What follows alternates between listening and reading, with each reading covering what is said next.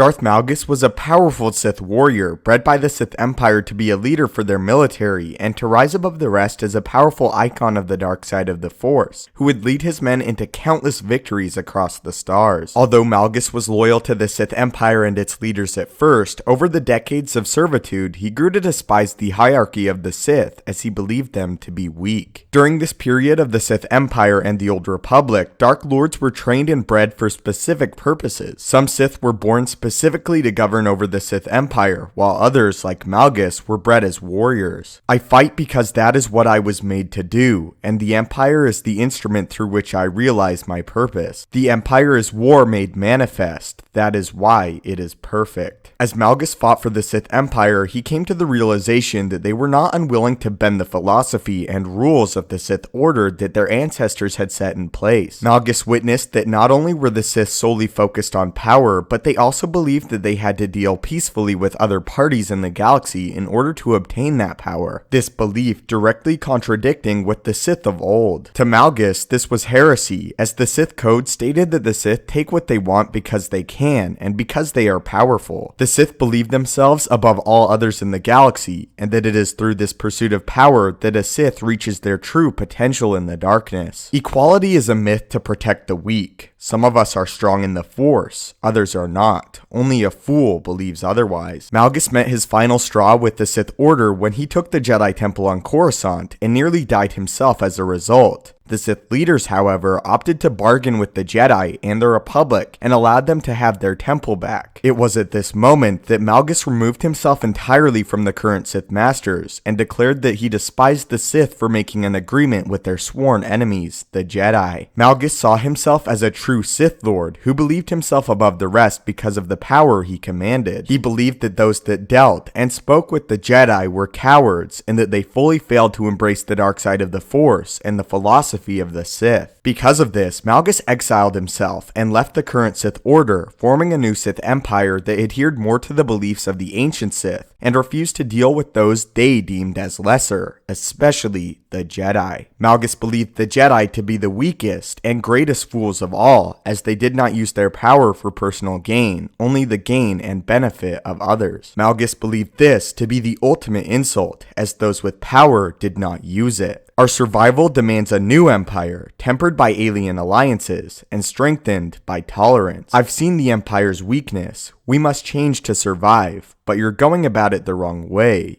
You know the Dark Council would never willingly relinquish their power. In the end, however, it was this decision that ended Malgus, as both the Jedi and Sith Orders came together to form a strike team meant to kill the Dark Lord. At the beginning of his life, Malgus saw the Sith Empire as a perfect machine that pursued only the goals of the Empire and the Sith, and cared little for the Jedi beyond their total annihilation. Malgus was born and bred to be a warrior, and thus he was taught to hate the Jedi and their place as protectors in the galaxy. For decades upon decades, Malgus was trained specifically to kill and dismantle Jedi, and upon hearing that the Sith Empire he cherished and served had dealt with the Jedi for peace, Malgus removed himself from the Sith that he thought he knew, and established himself as the new Emperor as a true Sith Empire. Ultimately, however, Malgus would be defeated, and he would only be known as a footnote and the false emperor of a false Sith Empire. Ironically, though, Malgus served the true doctrine of the Sith, but he was eventually defeated by those lesser, those that called themselves Dark Lords, but would bend the doctrine. From many's point of view, Malgus would be the last true Dark Lord of the Sith before the time of Darth Bane and the rule of two.